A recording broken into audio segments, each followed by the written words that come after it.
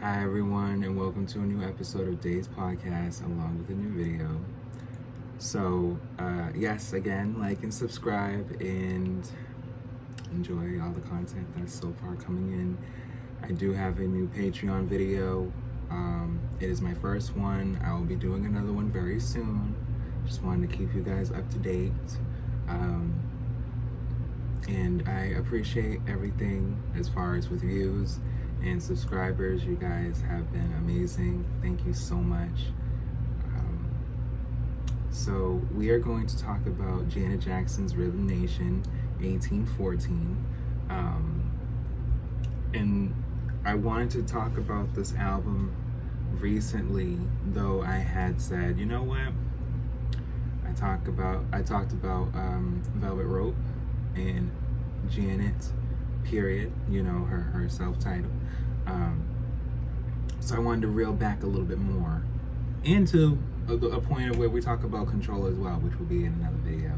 So, an episode, I should say. So let's get into it. So, it is simply known as Rhythm Nation 1814, but it's Janet Jackson's, released September 19th, 1989 by A&M Records, although labels executives wanted material similar to her previous album. Jackson insisted on creating a concept album addressing social issues. So originally, they wanted something that was, of course, just poppy, marketable. Like, they wanted her to be, like, every artist is different, and this is what I meant when it came to Aaliyah as well at the young age that she was in when it came to coming into the 90s, because we're talking about 1989 going into the 90s here. We already talked about the 90s as a whole when it came to Janet, period, and Velvet Rope for Janet. So in that mist of time, in that video that I talked about with Aaliyah, whether it's the Patreon video or even just down to the albums that I've talked about for her, record labels and artists, a lot of people was trying to be like this and do this, and Janet was like, no, I need to stand out in a way where people respect me, and this was the album. It's not even just Control, because Control, she's demanding it, of course, with the title, but this Rhythm Nation, it's pretty much saying keep that. Like, I'm demanding that respect, and you better keep respect for me. You know what I mean? Because I'm here. Like, you know my brother, but you gon' know me too. Like, I'm here. And yes, collaborating with songwriters and record producers Jimmy Jam and Terry Lewis, she drew inspiration from various tragedies reported through news media, exploring racism, poverty, and substance abuse, in addition to themes of romance, although its primary concept of a social political utopia was met with mixed reactions. Its composition received critical acclaim. Jackson came to be considered a role model for youth because of her socially conscious lyrics. See, at the time, with pop music, a lot of times people go into that direction of this is what sells, and that's just with any type of music, to be honest with you. And after a while, it's like, no, we need to talk about something that's really going on, or something that people can relate to. It can't just be a song that's catchy. The song got to be catchy and say something. And that's where Janet was wanting to show here. As with Control, recording for Rhythm Nation 1814 took place at Lewis and Jam's Flight Time Studios in Minneapolis, Minnesota, where they worked in seclusion with Jackson to complete the album. So in her documentary, they showed instances of her creating the album, rehearsals, and it was hard for her at that time to create something new, because of course it was similar to Michael, where it's like, it gotta be better than your first. And it's like, whoa. Like, I have other previous albums that weren't here, that people weren't fully here for all the way, and now that they're here for this particular album, now I gotta make something that's even better than this. And they both had that that anticipation, that acclaim. They both had that with their respected albums at that time. And of course, Michael had to lead the way. But it was just with Janet, it's like, I want to have something that is, it better stand out the way that Thriller can stand out. It don't, not to say for her sake that, she may have probably wanted it to be really, really big selling, but she wanted people to be able to look at her second album like, yes, hi. He got a stare down, here's my stare down. What's up? So, yeah. Noted for its use of sampling and utilizing heavily swung synthesized percussion throughout its production, the record has a variety of music styles: New Jack Swing, hard rock, pop, dance, industrial music as well. It goes from mechanized dance rhythms to soft balladry, giving it appeal across multiple radio formats. It is the only album in history of the U.S. Billboard Hot 100 singles chart to have 7 commercial singles peak within the top 5 positions. It is also the first album to produce #1 hits on the chart in 3 separate calendar years, beginning with Miss You Much in 1989, Escapade, and Black Cat in 1990, and culminating with Love Will Never Do Without You in 1991. So similar effect with her brother, because they're holding it down throughout these years. When you look at both, sides of where I'm coming from with videos, because I just recently finished Dangerous. So in the midst of the peaks of her singles, her last single was State of the World, which was February 6, 1991. Dangerous is literally coming out that fall. So it's like they were never not in sync, whether it was touring or music. They were, they had a time where they were really close. And I will talk more about that in a Patreon video too. Just the dynamic from how their relationship is, from her perspective, of course. So we'll get to it. So as far as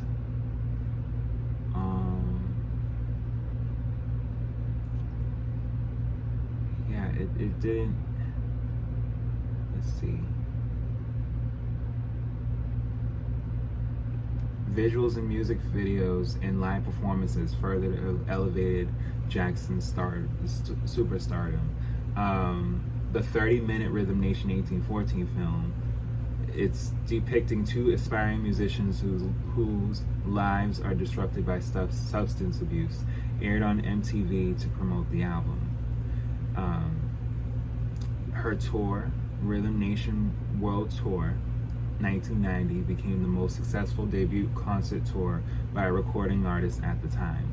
She was regarded as a fashion icon, with various attire from the album's promotional tour and music videos being emulated by youth.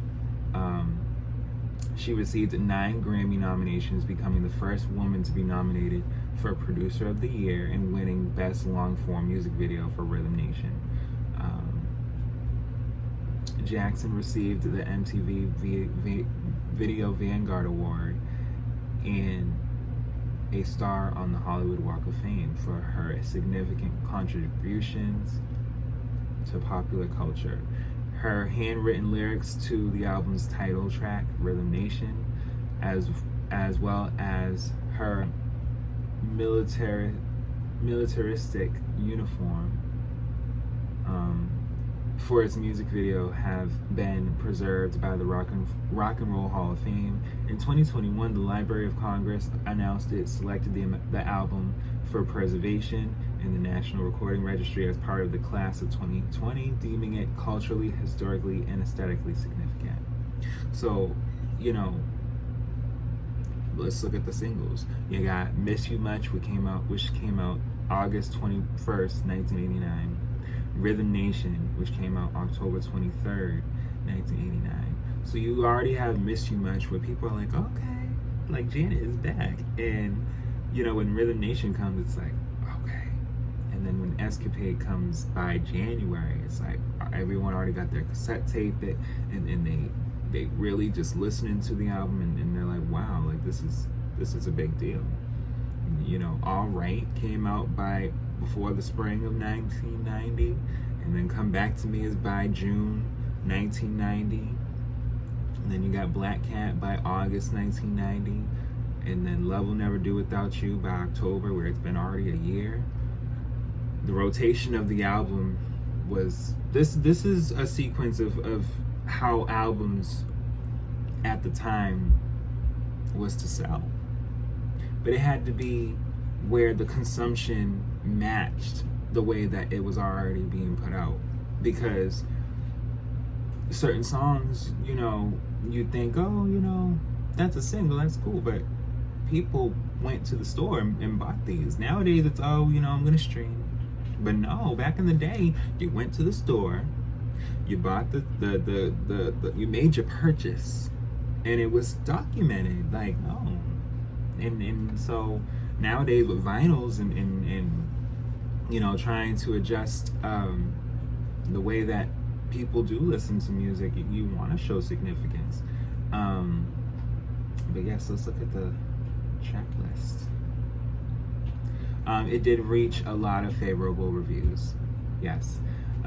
Generally positive reviews with a mixed reaction to Jackson's social and political themes. Intriguing and diverse, ranging from social commentary to lusty, sensual tunes, from dance music to songs laced with jazz and Brazilian textures. Abandoning the narrow eye for the universal we and inviting us to do the same.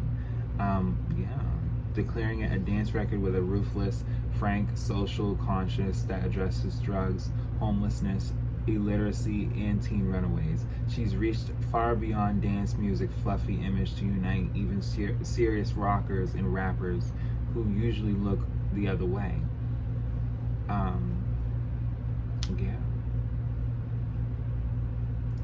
Let's see. There was someone that said that the album is a masterpiece. They praised the diversity.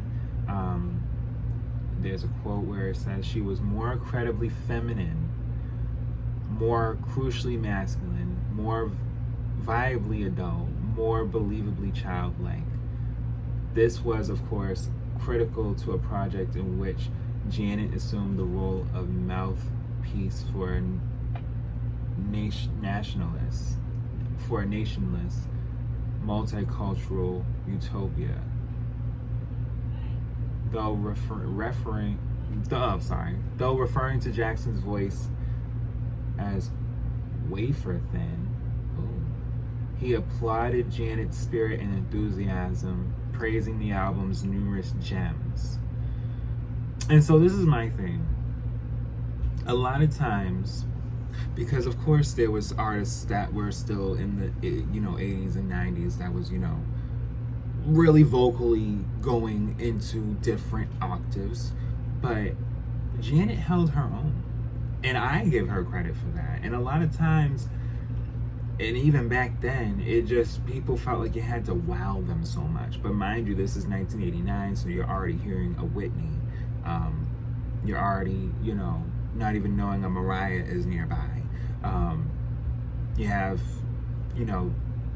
a lot of R&B artists that were still being able to come out, and the men R&B artists that were men, and pop women as well were still emerging. So it just was like she just was like, no, if anything, I need to stand out, regardless if y'all ain't gonna feel like I need to be going another higher note or whatnot, or no, this is what needs to be talked about.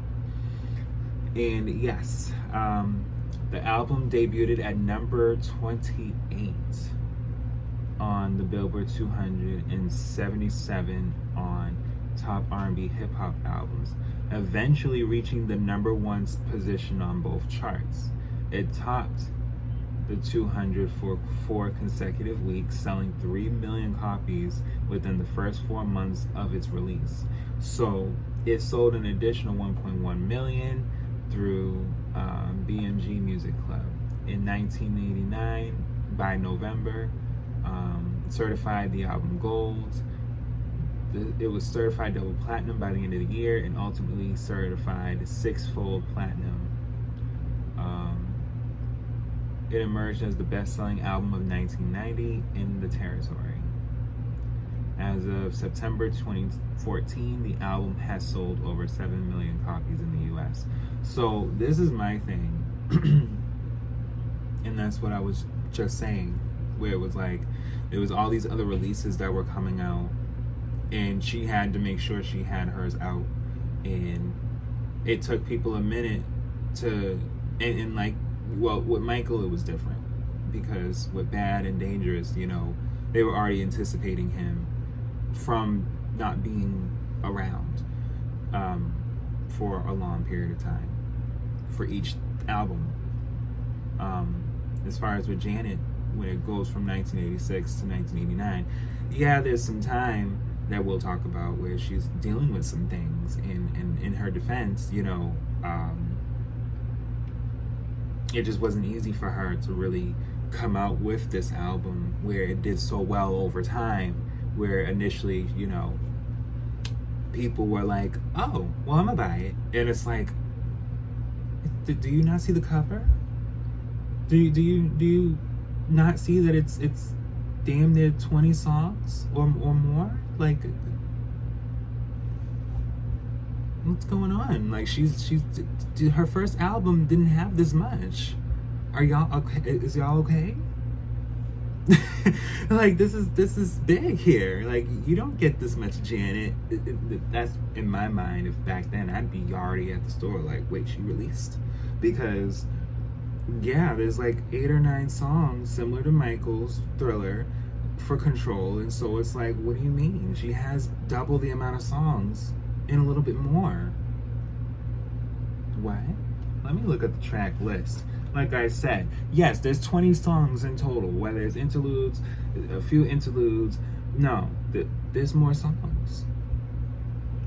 Let's start it up. Interlude Pledge, Rhythm Nation, Interlude TV, State of the World, Interlude Race. Now each interlude is telling. It's letting you know a transition to each topic, where it's coming from, how she's conveying it. It's there's no skips to this. I just, for it to not have been bought initially, it's like, what? I mean, come on. Yeah. Interlude Race, The Knowledge. Now, listen, The Knowledge that's a song. Y'all slept on that song. State of the World is a great song, as opposed to Rhythm Nation. That's the #1 song too. Like, Rhythm Nation's great too. Interlude, Let's Dance, Miss You Much. I love Miss You Much. You can play Miss You Much anywhere. A lot of these songs you can play anywhere. Interlude, Come Back. Love Will Never Do Without You. Now, I know in the radio version, her vocals are kind of cut a little bit to shorten down the song, but I love her ad-libs in the original version by the end, because it lets you know the growth. It wasn't just in control, like, we got things to talk about, like, she's here. Like, it still dawns me how no one bought it initially to where she was going #1. Like, what? And then Living in a World They Didn't Make. That's a deep song. That's a deep song. You don't really hear artists sing about the struggles of what we go through day to day, whether it's kids, adults, and it's real. And a lot of times there's just this promotion of, like I said, what can sell, what can be marketed, and how people are able to just be like, oh, you know, it's a good dance song, I felt good, I wanted to be out today. It's there's more going on. It's deeper than that. Living in a World They Didn't Make. We don't know what's really going on in this world, and yet we here. So she wanted to make it clear, like, you know, we got changes to do. We got changes to make. Which is all right. Which is the next song, you know? And then, yeah, All Right's a great song, great music video. I love it. Interlude, Hey Baby, you know, that's just her just being silly.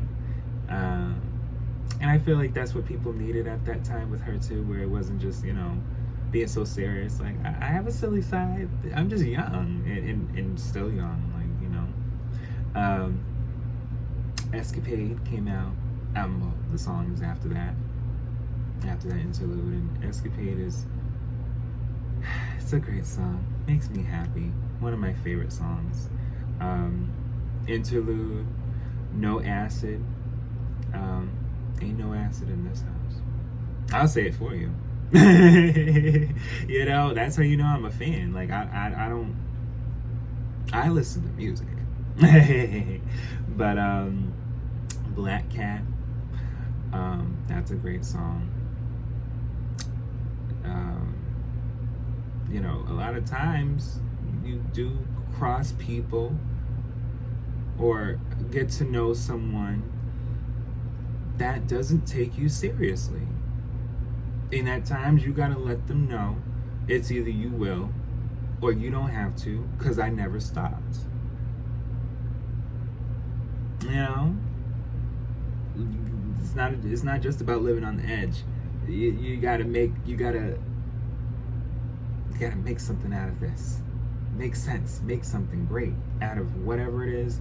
Do it. And with her perception, when it came to Black Cat, it was like, listen, I don't need this. I don't need you. But then, dipping into the next song, which is Lonely. Anytime you need a friend to be there when you're lonely, that's a real deal. People do get lonely. People do miss people. And people do feel as though consistency matters. So when you have a song like this that isn't always talked about, because this is part one to Lonely, because she came out with I Get Lonely. She had to emphasize it damn near 10 years later because y'all was not hearing her. Let's talk about that tea, okay? This is the original I Get Lonely. Y'all weren't ready. Y'all were like, oh, all right. So when she came out with I Get Lonely, because the song here is Lonely, but when she put I Get next to Lonely, oh, all of a sudden, y'all sitting here with my, yeah, no, wait a minute. Y'all okay with her being on the mannequin? And then, no, there's no visual for this song. But even so, I believe this was the original I Get Lonely. It went a step further with I Get Lonely, and I'm not mad at it. If anything, I love that they're twins. I'm a twin, I'm a gem. Which leads to Come Back to Me. And to me, I feel like Come Back to Me is like what led to us to have Again. You know, because they're so similar, you know, and Come Back to Me is more of a stern, more focused way of just of just looking at the situation that is at hand, the relationship that is at hand. Because you know, it does come from a love sense. Sometimes people look at it from a friend sense too.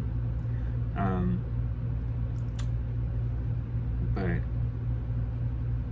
as far as just the song itself, it's a deep, sad song. It's a ballad, but it's a song that resonates with a lot of people because you don't want to lose the one you love. You don't want to feel like, you know, all right, well, today this was enough, and then the next day, you know, we have to have everything, because you just never know. Like, you don't want to ever have to wonder about things. You want to just live, right? So the thing is with her, she wanted to just truly let that person know, like, I miss you deeply. And we'll definitely have a Patreon video where we talk about things that has already been talked about.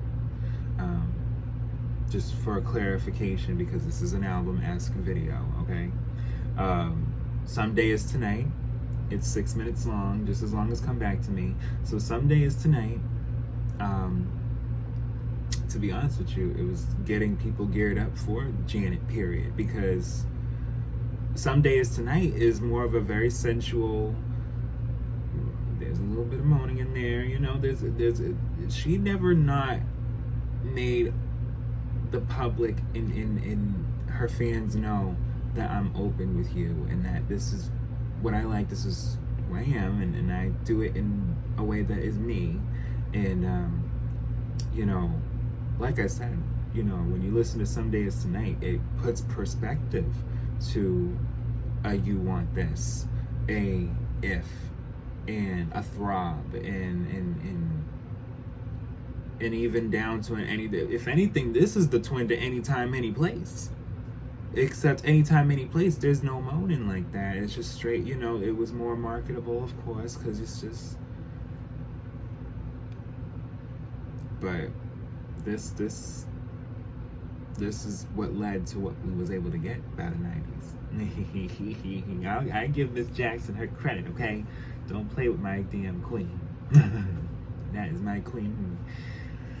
Yes. Because, yep, I love her. But yes, interlude, Living in Complete Darkness. So this minute long, I can actually think of the words that she says. Actually, I may be able to say it exactly. In complete darkness, we are all the same. It's only our knowledge and wisdom that separates us. Don't let your eyes deceive you. See? That may be what it is exactly, hopefully. If not, I may be missing a word too. But that was a deep meaning back then, because it's like, yeah, if you are in a room and you're talking with people and the lights are off, everything's off, you're just in complete darkness and you're in this room with people, do you feel like we all wouldn't feel exactly the same? Why are we in the darkness? Or why we, you know, what's going on? How do you think it's the knowledge and who we, you know, were brought up to be in that darkness from when we speak that would separate us all in the room? Like, okay, this is a voice, this is a voice, this is a voice, this is a voice. But when we're in the darkness and we're all just not, we can't see what's going on, are we any different, really? And I think that was a big message, because no, I don't think anyone's too much any different than anyone else. I think we all want things, but some people are just a little bit more